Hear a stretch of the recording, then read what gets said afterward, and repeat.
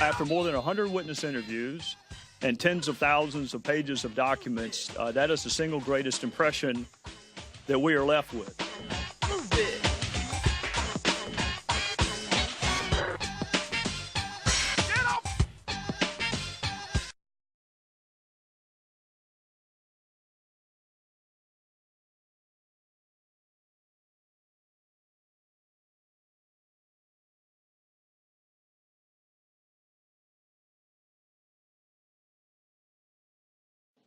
After more than 100 witness interviews, including more than 80 with witnesses no other committee of Congress talked to, and tens of thousands of pages of documents, that is the single greatest impression that we are left with, that there are men and women who love this country enough and what it stands for and how it can inspire others to serve in dangerous places under dangerous. After more than 100 witness interviews and tens of thousands of pages of documents, that is the single greatest impression that we are left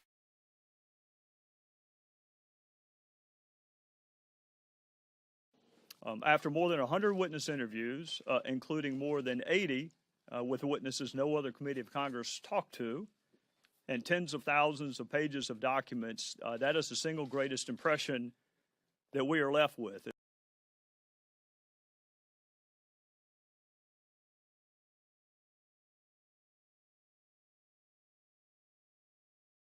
Read it for yourself, Chad. Read the report for yourself. If you can read this report and you believe on the last page of the report that it is about one person instead of about four people, then there's nothing I can say that's going to disabuse you of that. That's just what you believe. And there's no amount of facts and no amount of evidence that is going to dissuade you from your previously held conviction. Nancy asked about the Democrats. The Democrats' mantra all along has been that there was no new information. Well, there's undisputably no new information. So now their position is, but it doesn't fundamentally change the way we view Benghazi. Yeah, if who evacuated your folks does not fundamentally change the way you view Benghazi, if the fact that no asset was ever headed towards the place that actually had a crisis, this email that we need to plan in case a crisis emerges, this is what came out of the civics. We need to have a plan in case the crisis expands and a real threat emerges. What the hell was going on in Benghazi? Was that not a real crisis? Was that not a real threat that had emerged? So I can't do anything to disabuse what Elijah thinks. He's not my audience. My audience are reasonable, fair-minded Americans who want to know what happened to four of their fellow citizens, and I think they can draw their own conclusions.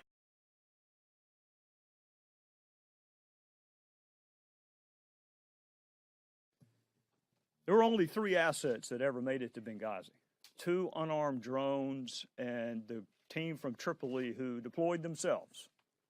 They weren't ordered to go. They deployed themselves.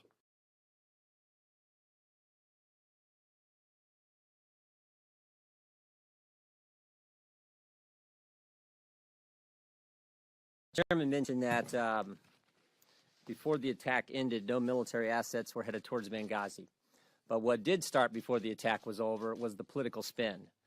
At 10:08 that night, with Tyrone Woods still on the roof of the annex fighting for his life, Secretary Clinton issues this statement, the official statement on Benghazi, the official statement of our government that evening.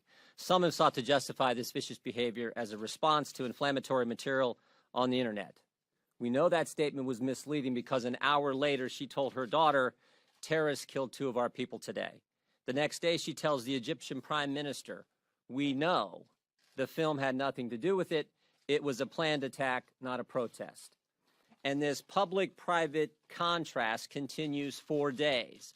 Publicly telling the American people it was a video-inspired protest, privately telling the truth that it was a terrorist attack. And maybe the best example is from the 14th. Same day Mr. Rhodes issues his talking points. But that day we have Mr. Carney at a press briefing saying this: no information to suggest Benghazi was a pre-planned attack. No information to suggest a pre-planned attack. That same day, State Department official in Libya says this: Benghazi was a well-planned attack. You couldn't have a starker contrast than those 2 statements. And I think it's important to remember this. Don't forget the context. Libya was supposed to be the crowning jewel of the Clinton State Department foreign policy and the Obama administration foreign policy. This was their example of how it works. No boots on the ground, oust the dictator, help the Arab Spring. This was supposed to be how it works. In fact, Jake Sullivan sent an email to one of the things we discovered in our investigation where he talks about leadership, stewardship, ownership of this policy from start to finish. This was something Hillary Clinton pushed for and got done. But maybe the better one is the email from Sidney Blumenthal.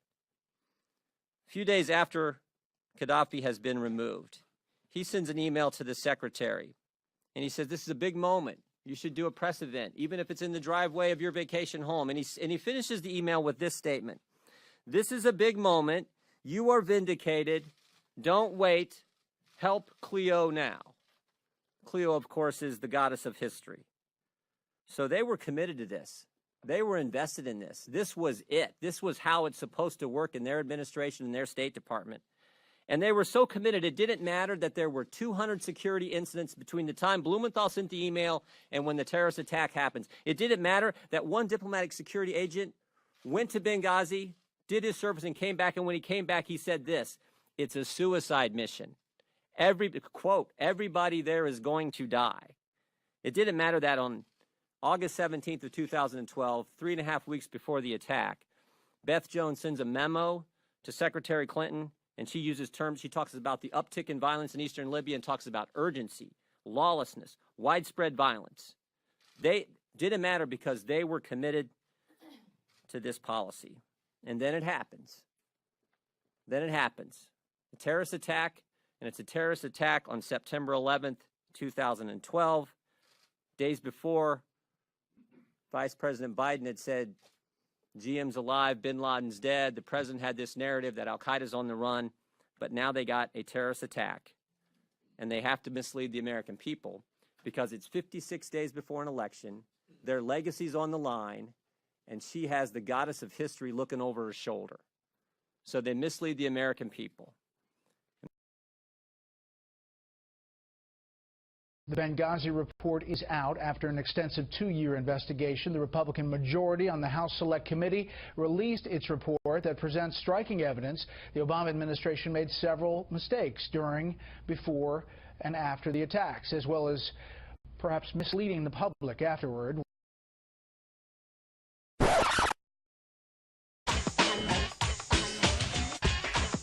We have Fox team coverage tonight. Correspondent Rich Edson is at the White House, where the administration downplayed the report today. We also have House Select Benghazi Committee Chairman Trey Gowdy and committee member Susan Brooks here to answer some questions about their findings. But we begin with Chief Intelligence Correspondent Catherine Herridge, who spent the day going through this 800-page report. Catherine.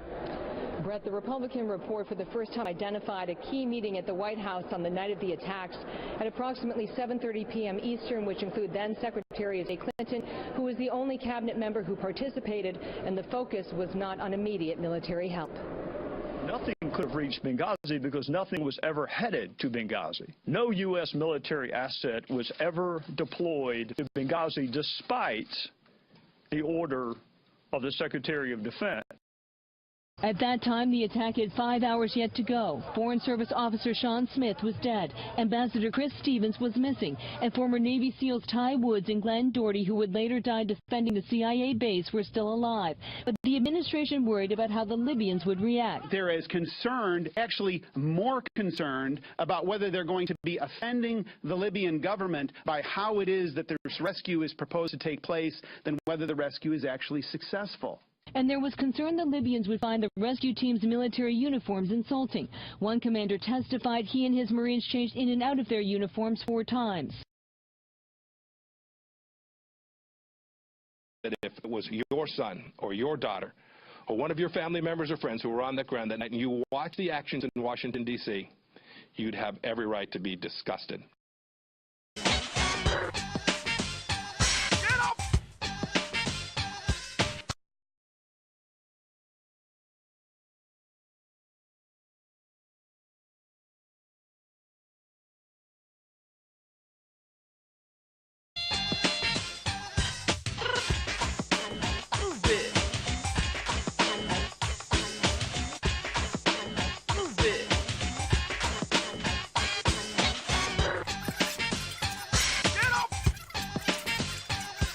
Where is the outrage over those 4 dead Americans? We now know that the White House had a conspiracy. Will the mainstream media even pay attention? Where's the media outrage? Nobody seems to care. Fox News is the only one who has stayed on this story. The president and the White House created a political agenda. Everybody thought Hillary Clinton was unbeatable, right? But we put together a Benghazi special committee, a select committee. What are her numbers today?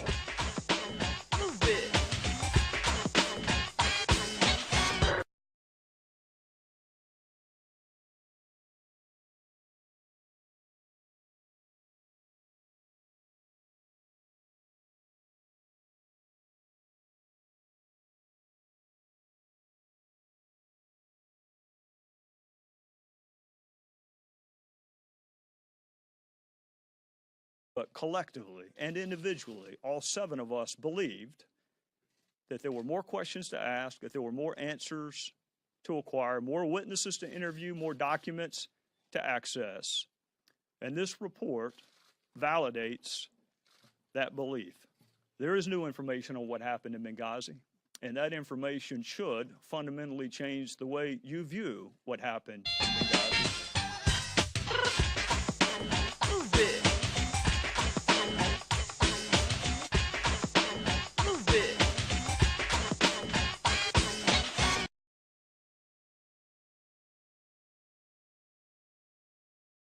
The president and the White House created a political agenda.